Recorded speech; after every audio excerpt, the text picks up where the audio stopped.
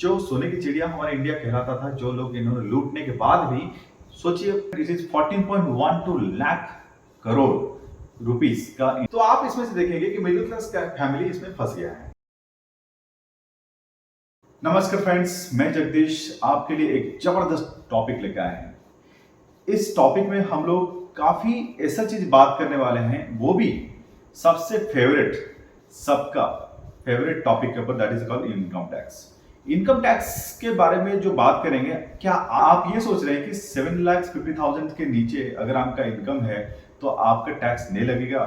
इसके बारे में बात करने वाले हैं। क्या आपको लगता है कि मैं आज न्यू रिजाइन, ओल्ड रिजाइन, इसके बारे में बात करने आया हूं? No my dear friends, new regime, old regime, इसके बारे में हमने ऑलरेडी दे चुके हैं वीडियो, और भी हम आने वाले समय में वीडियो भी देंगे।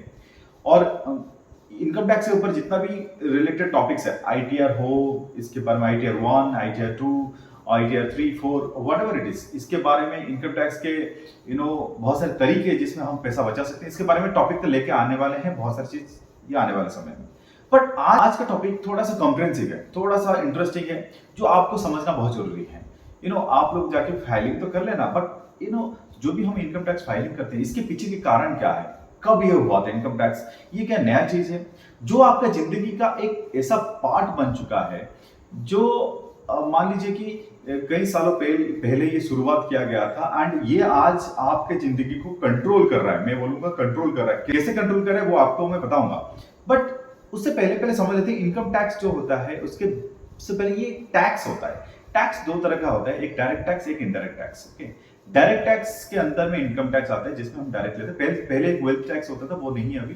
और इनडायरेक्ट टैक्स में आप जो वस्तु और सर्विसेज, मतलब एक गुड्स एंड सर्विसेज, जो जीएसटी के बारे में सुने होंगे, या वैट के बारे में सुनेंगे, एक्साइज के बारे में सुने होंगे, ये सारे सब इनडायरेक्ट टैक्सेस में होता है। बट एक ही चीज है जो इनकम टैक्स, जो डायरेक्ट टैक्स में आता है, ठीक है, जो डायरेक्टली समझ में आया। डायरेक्ट जो हम लोग इनकम से देते हैं, जो लोग हम इनडायरेक्टली देते हैं कि जाने अनजाने में किसी तरीके से सामान खरीदने और सर्विसेज लेने के टाइम, जैसे मान लीजिए अभी आप कोई बिस्किट खरीद रहे हैं, कोई गैस सिलेंडर खरीद रहे हैं, कोई सरकारी बैंक में जाके काम कर रहे हैं, कहीं कुछ भी चीज ट्रांजेक्शन करते हैं, कुछ ना कुछ टैक्स आपका लगता है, ठीक है ना, वो इनडायरेक्ट टैक्सेस होता है। तो इसके बारे में तो हम आगे और भी डिटेल में बात करेंगे, बट आज का टॉपिक ये भी नहीं है। आज का टॉपिक थोड़ा अलग है। क्या आपको पता है कि 11 करोड़ लोग जो कि as an individuals income tax भरते हैं, और तो और 87 लाख ऐसे एंटिटी है जो कि एचयूएफ हो, कोई भी इंस्टीट्यूशंस हो, ये लोग टैक्स भरते हैं। तो टोटल देखा जाएगा तो कितना, 11.87 करोड़ इंडिविजुअल्स और एंटिटी सब मिला के इनकम टैक्स भरते हैं, ठीक है। ये फिगर FY 22-23 का है। नाउ फ्रेंड्स, क्या आपको पता है FY 21-22 में कितना इनकम टैक्स जमा हुआ होगा? My dear friend, it is 14.12 lakh crore rupees का इनकम टैक्स जमा हुआ था। जो बात करें कि ये जो 14.1 लाख करोड़ जो इनकम टैक्स अभी जमा हुआ है, ये शुरुआत कब हुआ था? ये शुरुआत हुआ था 1857 में। अब 1857 में और एक चीज लिंक कर सकते हैं, इसमें लिंक करना भी जरूरी है, और इसी के वजह से शुरू हुआ था। 1857 जब हम बात करते हैं, आपको याद आता है, इतिहास में आप जाके देखेंगे कि जहां पर एक बड़ा सा विद्रोह हुआ था। हालांकि वो 1857 जो विद्रोह हमारे लिए सक्सेसफुल नहीं था, बट वो एक बहुत बड़ा विद्रोह था जो कि आगे के लिए रूपरेखा बना दिया था। आप याद करेंगे, Nana Sahib, Sukhdev, Kunwar Singh and our favourite Mangal Pandey, ये सब नाम जब याद करता हूँ 1857 के साथ आप लिंक कर सकते हैं। एंड 1857 में इतना बड़ा नुकसान ईस्ट इंडिया कंपनी को करे थे इन लोगों ने।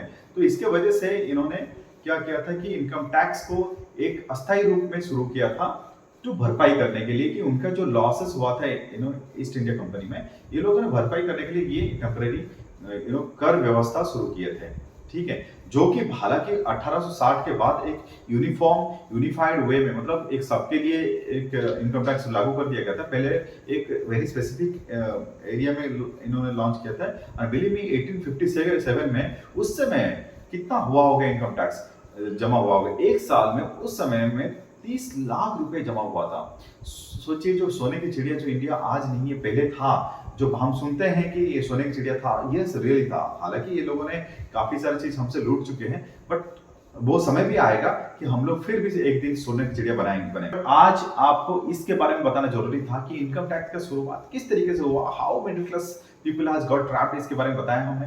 और होप आपको इस इनकम टैक्स के सब्जेक्ट के ऊपर थोड़ा सा अच्छा लगा और इसके बारे में एक हिस्ट्री और इसके डिटेल्स लेकर आएंगे, कैसे धीरे धीरे हमारी जिंदगी को ये चेंज करते रहा इसके बारे में बताएंगे, और कैसे 1857 से लेके कैसे आज तक इनकम टैक्स में चेंजेस आए हैं इसके बारे में भी आपको बताएंगे।